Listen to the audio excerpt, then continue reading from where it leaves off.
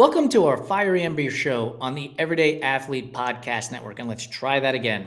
Welcome to our Fiery Embers show on the Everyday Athlete Podcast Network. This live show is not one that is going to bring you the latest tip on how to increase your VO2 max, but it will make you laugh, which will have cardio benefits. So stick around and get to learn more about our guests, the world of running, swimming, cycling, food, music, television, movies, all of the above. Today, I am being joined by Josh Cronin, who is a longtime friend of the RTB community. Josh recently, as in just yesterday, ran his first marathon, the Eugene Marathon. So we will talk to him about that, but probably not about paces or finishing times, but more about what food he wanted most as he neared the finish line, because that is what we're most interested in. But before I bring Josh on, check out the Everyday Athlete Podcast Network on your favorite podcast platform. We have a variety of shows, which means we have something for everyone, from music and food to human interest stories of everyday athletes overcoming obstacles to reach their finish line. Be sure to subscribe, rate, and review our network so that we can continue to bring great guests like Josh to the show. So without any further delay and more rambling from me, let's get Josh on here. Hey, buddy, how are you? Hey, I'm doing great. How are you? I'm fantastic. You know what's funny is we do the pre-show and we get into the green room, and I already know how you're doing. And then I have to ask that question when we get started. And it's like the most uncomfortable question ever. I got to figure out a different initial question from this point forward. Well, yeah, I mean, you asked me the first time, I said I was doing terrible. So, I'm just lying now. And that's the behind the scenes stuff you get on our Fiery Embers show. I just lied to you, people. Yep. No, I'm doing great. And I was doing great then. So, yeah. All right, dude. You just finished the Eugene Marathon, which was your first marathon. So congratulations. That is an enormous accomplishment. Super proud of you. But the thing I'm most interested in is, let's say we get to the 20-mile marker. What food are you starting to look forward to the most as you go from mile 20 to 21, all the way up to, I guess, 26.2? I'm gonna give you my honest answer first, and then my theoretical answer. Honestly, at mile 20, 21, I wasn't thinking about food at all. I couldn't eat what I brought, which were just some gummies. I couldn't, I was kind of mad at everybody and everything at that point in the race. Even after the race, I wandered out into the area where you collect yourself and waited for the family to show up. And they showed up and they're like, "Can we get you this? Can we get you that?" And I'm like, "No, thank you," was my polite answer. In my head, I'm like, I just want to be left alone. Leave me alone. But as I started to recover and started to feel a little better, I was thinking ice cream. Okay. Which, throw back to Food Fight Friday. I could chug a pint of ice cream. Fried chicken sounded really good for some reason. And I don't know that that's not something I eat very often, but I was like, man, if we were going to stop somewhere on the way home, just some greasy KFC sounded pretty good. Yes. I ended up coming home and not eating much until late. And we actually ordered some pizza, and I went with pizza. That's a good choice. And got some pizza down last night. And then this morning is when the real eating began. I had 2 bowls of cereal. I'm not a breakfast eater. I had 2 bowls of Raisin Bran. Yes. I know, one of your favorites. 2 bowls of Raisin Bran. I had 3 pieces of pizza, one of which I ate while I was waiting for a bagel to toast. So I had a cinnamon roll, and I had some recovery drinks. So I'm back on the path, man. It sure sounds like it. Yeah. All right. So follow up to the desire for KFC, because I've had those moments too where I'm like, man, a bucket would be awesome right now. Are you a biscuit or the mashed potato guy when it comes to the side at KFC? I'm not going to choose. I'm going to have both. When it comes to carbs, first off, I'm Irish, so I'm always going with potatoes in any form. I've never had a bad potato. And biscuits anytime too. I'm going to do both.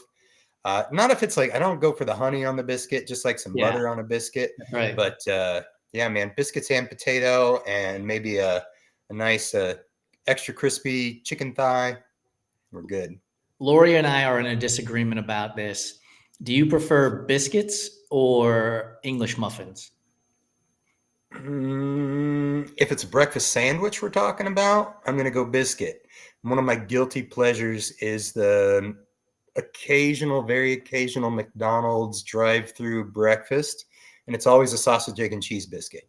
There you go. Sometimes two, and but just for like a breakfast kind of vehicle for butter, an English muffin is the answer because you can put like a quarter stick of butter on one English muffin, and it's just it's an excuse to drink a cup of melted butter. It's incredible. By the way, I used to play fantasy baseball in a league when I lived in New York, and the team name was Melted Butter, just so everybody understands where I'm coming Nice. from when it comes to Yeah. food. It's a perfect food, really. I mean, I don't know what it's perfect for, but it's perfect. Satisfying you. That's what it's perfect Yep. for. Wait, so which team are you? Are you team English muffin? I am absolutely team English muffin. I'm not a fan of biscuits. I've had one too many that are just dry. You bite Yeah. into it and it just crumbles all over the place. It's just a mess. Yeah, that's no fun.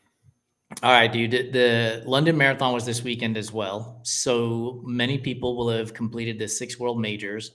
So I want you to rank your 6 world majors based on the foods from the area. So you got New York, Chicago, Berlin, Tokyo, London, and Boston. Sydney doesn't count yet because it hasn't officially been introduced as the seventh yet. Oh wow. And I have to rank these, huh? Yeah, absolutely. Um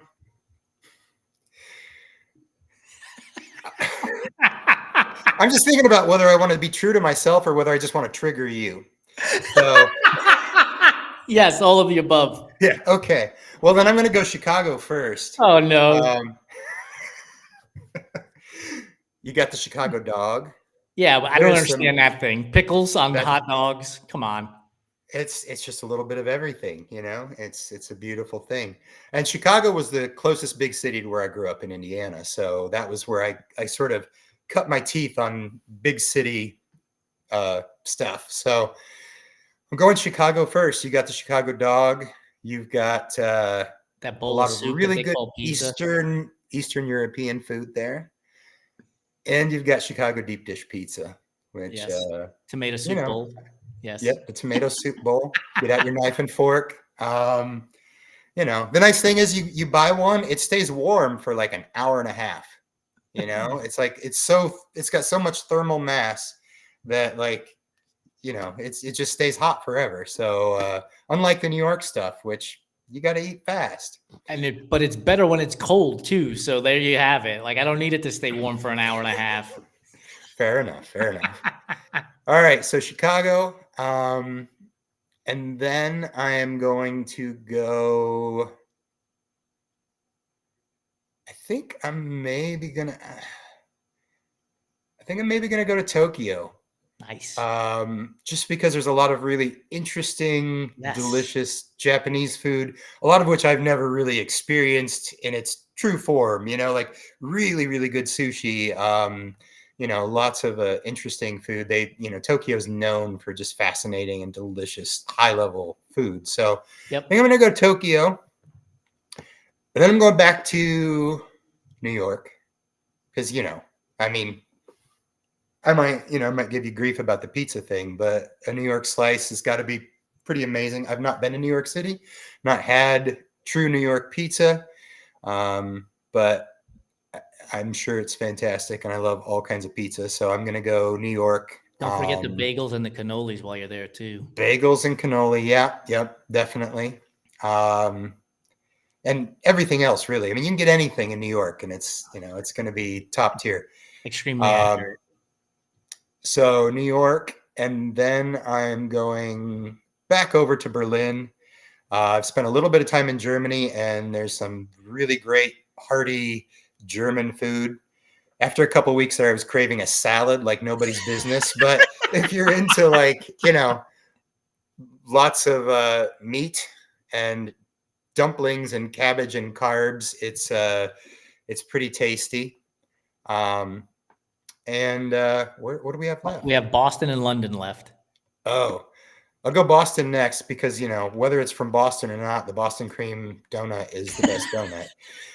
It's a great And, question. I have no idea if it was invented in Boston. yeah. And I mean, I don't know what else comes from, but what's Boston known for food wise? Seafood. Oh yeah, that's fair. Um, yeah, Boston only wins out over London because I'm gonna not go highbrow like new cuisine for London and just assume it's like your classic British cuisine. Yeah, bangers and mash. Oof, come on, that's good stuff. It's good stuff, fish and chips, sure, but England is not known for its cuisine. When your spice rack is salt and pepper, you know. Craig Lewis, we apologize in advance for what was just said. Oh yeah, I forgot that you've got representatives over there that are We'll be in trouble if the Toronto Marathon ever becomes a world major because we have so many people in Canada, and if you rank them after any of these other cities, we might lose a whole audience that way too. I wouldn't do that. I love Canadians and I love Canadian food, so I would never do that. To be fair, I have some ex-in-laws who are British, and that may have tainted my That'll my do take it. on things.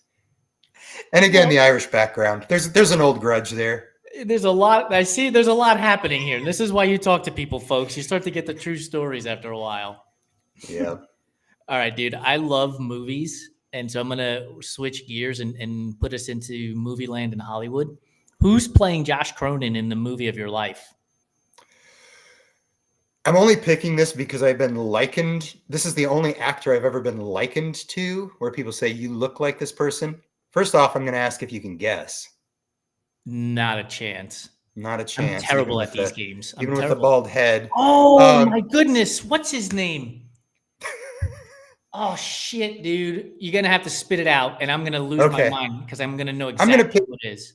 I'm going to pick John Malkovich. Yes! That's the one I get. That's the only one I get. And he's a hell of an actor. So yes. I'm going to be picking John Malkovich. For sure. Is the title of the movie going to be Being Josh Cronin? It is. Yeah. Yep. Anytime anybody on these, online trivia things, whatever, they're like, what movie could have the perfect star where nobody could ever play that role better than the original actor? I always go with Being John Malkovich. Yeah, that's it. Dude, now once you took your hat off, like I could see the face of John Malkovich. I just couldn't get his name out of my brain fast enough. Yeah. And I never know if that's a compliment or not, but because he's not known for his looks, it's not like I'm being compared to, insert handsome Hollywood guy here. But I'll take it. Dude, I would take John Malkovich in a day, no doubt. Like, the dude's a great actor. He's been in a lot of good things. He's funny, He is.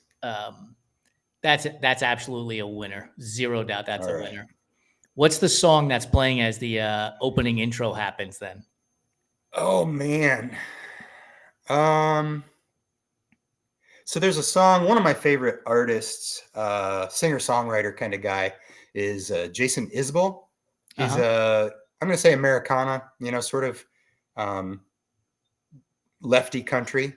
And he's got a song called Hope the High Road. And it's really good. It digs into a lot of I think the first line is, I used to want to be a real man.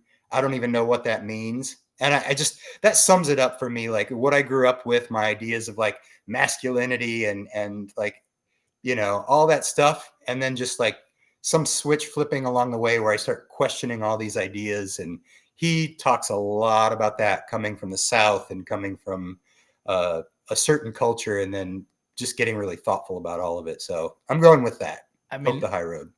This is not to be a serious show, but that statement is similar to the one that we had in the green room, which was where did the 4-hour marathon, this arbitrary number, come from? Sort of like this arbitrary definition of what being a man is supposed to be like who's making up this shit? And all of a sudden it just sticks against the wall and you're like, why is any of this happening? Yeah. We got to save that for future. I was like, I tried to remind myself. I'm like, this is not Enduring Minds. This is Especially post marathon where I'm just questioning absolutely everything about myself, I believe it, dude. I believe it. So I know it's basically been about 24 hours. Have you even thought about a registration button at this point? Are you like, I just want to keep eating 3 slices of pizza, a biscuit, an English muffin, Yeah. 2 bowls of Raisin Bran? Yep. It's a little bit of both. I hear people, I see people say like, man, I signed up for the next one as soon as I finished, which I did last year. I finished the half and I registered for the full that same day. I was so stoked. I was so excited and amped up. I'm giving it some time. I think I'll do another marathon, but I 26.2 miles on the road on pavement is just a lot. It's a lot of just like um I want to get back out on the trails more. And Yeah. I tried to not think about that until now because I knew that after the marathon I wanted to shift towards trails. I wanted to get back into trail running more because that's where my heart is. That's where I have the most fun. This race was not fun. I didn't have like I just didn't. And I think I've had fun in almost every other race, like road races, but like somehow like this came out, this was just not fun. There was not, I wrote on my hands, it's gone now, but across the backs of my hands, I had gratitude and joy written in marker on my hands. So that as I'm running, that's a reminder of why I'm doing it. And man, if I had some soap and water at about mile 15, I would have scrubbed that off and just put hate and loathing. It just, Isn't that a it's Johnny Depp just, movie? yeah, I think so. Fear and loathing. Yeah, there was some fear involved. And there was a lack of fun in this one that I hadn't experienced previously. And it's pavement, it's buildings. I want to get back out in the trees. I want to bomb down some hills and jump over some roots and just get back out in the woods more. Like I said, like I was saying earlier, I think that was in the green room, but like everybody passing me for 20 miles was a little disheartening. Nike Super Shoes, I want to just, my feelings for them are so terrible. Like you hear them coming. I don't know whether it's just like they're super hard, but it sounds like there's a horse coming up behind you. And I hear, this person clop, clop, clop, clop, clop. And, I'm like, are they wearing scuba fins or, and they pass me, of course, because everybody was. And there's that swoosh and I'm just, It's so interesting. Like, I know when I was racing Ironman and riding my bike often, I have a pair of flow cycling wheels. And the reason why I love them for race wheels is because they are loud as fuck, right? They are so loud that you're alerting the person ahead of you. Like, I'm coming up on you and I'm going to pass you on your left. And you hear, it sounds like a swarm of bees as you're passing. And so now I can only imagine like the sound of that, as I'm passing somebody on the bike, just being like, geez, just get past me already so I don't have to hear that Yeah. shit anymore. Yeah. I wonder if that's part of their design. Nike's like, it's like intimidate your opponents. Yeah. They're going to hear you coming. They're going to think it's a Clydesdale coming up behind them. And also, don't fly past them. Go as slow as you can and get up behind them for as long as possible. Sort of draft off their shoulder for about 3 minutes before you go around them. So, do you ride bikes? Are you a cyclist? I am not. I Okay. like cycling. I used to cycle. I've never had a good bike. I rode a big charity ride. I did like an 80-mile ride on a 1974 Moto Bacane, which is still my bike. That's my daily bike, and I'll commute to work on it sometimes. But it takes too long. I love riding, but with a family, it's like if I want to get a workout in, I can't go for a 7-hour bike ride. I can get out and put an hour in on my feet. Yeah. But so I want to get back into it someday, but it's a big time commitment. Yeah. What you were describing though of the drafting, like there is no worse sound as a rider when you're the lead cyclist and the person gets up behind you and you just hear the sound of the wheels turning and they're not pedaling. You just hear the because you know that you're literally just pulling them along and you're like, Can you just go around and it's your turn to pull? Like, I feel like I've been doing this for 30 minutes. It's probably been 30 Right. seconds, you know? You're like, can you just go Yeah. around me and start pulling a little bit, please? Yep. I felt that way with some of the pacing groups as the subsequent pacing groups passed me, they come up and I hear them behind me in a pacing group, everybody sort of gloms together on the pacing group. So you've got like the 350 folks and I'm out there for, 5 miles ahead of the 350 group. And then they start inching up on me and they're all behind me and 350 group, 4-hour group, 410 group, 420 group. So, dude, I have to tell you this story. Years ago, a friend of mine and he comes up to me and he's like, hey, I think we can beat Michelle's time at the half. I think at that moment, my fastest half was like 135 or something. And her fastest half was 131. And I was like, yeah, I think we could knock 4 minutes off. Sure. I'm like, what race are we aiming for? And he's like, oh, the one that's in like 2 or 3 weeks. And I was like, dude, we've been running on trails for like, what do you mean? He's like, I think we can do it. I'm always in for a bad idea. So I do like 2 training sessions, 2 speed sessions, right? Get to the start line and we're literally at the front, like just him and I at the front with the elites. Because if we don't get a good enough start, there's no way it's ever happening, right? So we take off, and the first 2 or 3 miles, I'm looking at my watch, and it's like 6:30 or something in that vicinity. I'm like, holy shit, we're gonna fucking do this, man! Like, I cannot believe this. And then, and then, like the first screw falls out of the bus, and like by the time I get to mile 9, the 135 group has passed me, the 140 group has passed me, and the 145 group is on my heels. And there's a friend of ours at mile 9 and they're like, how are you feeling? And I'm like, there are no more wheels on this bus. Like everything has fallen completely off of this bus at this point. And I did my damnedest to stay ahead of the 150 group as hard as I possibly could. But similar to the sound of a bike coming up behind you and, ready to pass you, like you can hear them all talking and they're all, right? Like they're all in a good mood. And I'm like, fuck, man, like this hurts. Why are we doing this? Yeah. That's you get people blow by you who are full on conversation, and you're just struggling to survive, and they're just like chatting away, talking about what they're doing tomorrow, what they're gonna eat tonight, and like it just sort of breaks your soul a little bit. And I think that's the difference sometimes between a race and a training run. 100%. It's like you've got all this. Sometimes it carries you along, and sometimes it just punishes you. It's so funny. So much of that's just what's up here to begin with, That's it. And then we go back out and do it. And the next time, right, we're having the time of our lives and we're the ones chit-chatting and talking about our food and everything else. And there's some other person there who's like, can you just get away from me? Like, please. Like, I've had enough of you. This reminds me of one time I was running a half with a buddy of mine and it was pouring rain.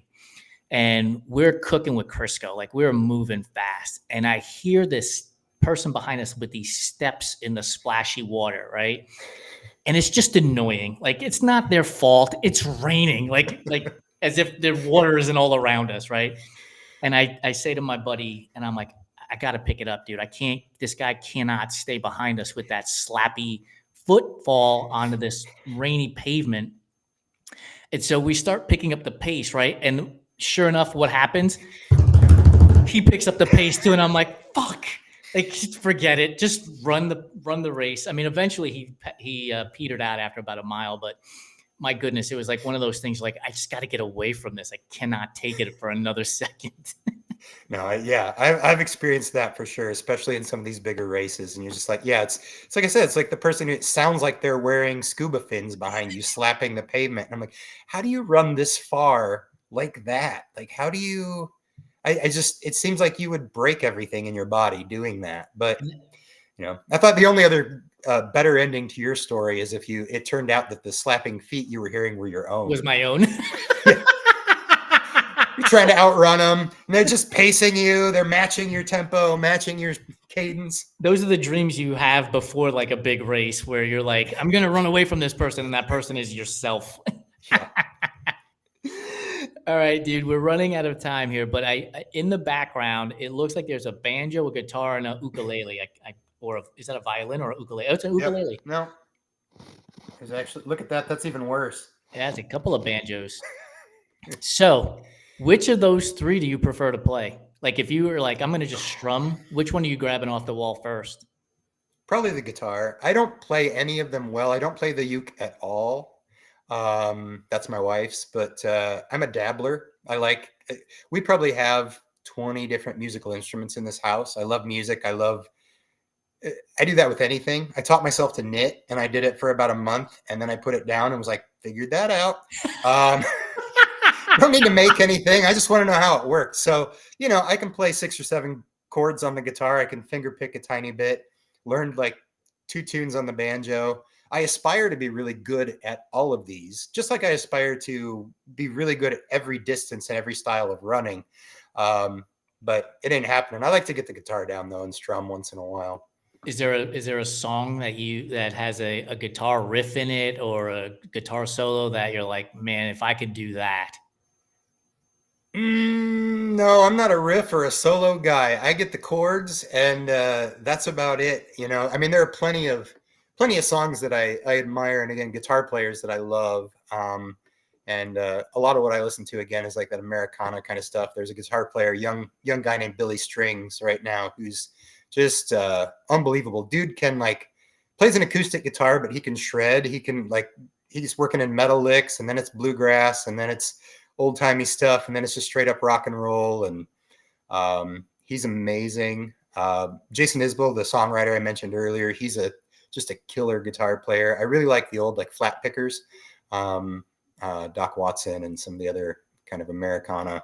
I mean, if your name is Billy Strings, you have to be good at the guitar, right? Yeah.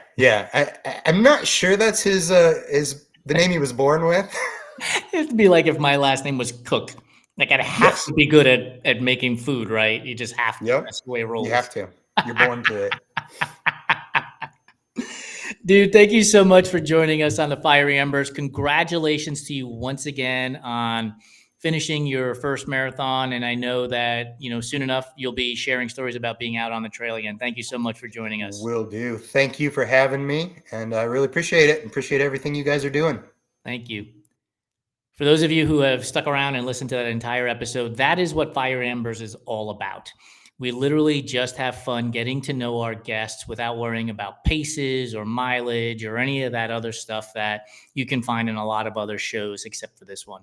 We want to have fun, we want to laugh, and we want you to enjoy the time while you are listening to this and have a good laugh as well. So thank you for joining us on Fiery Embers on the Everyday Athlete Podcast Network, and we'll see you next time when we have another great conversation with another great everyday athlete.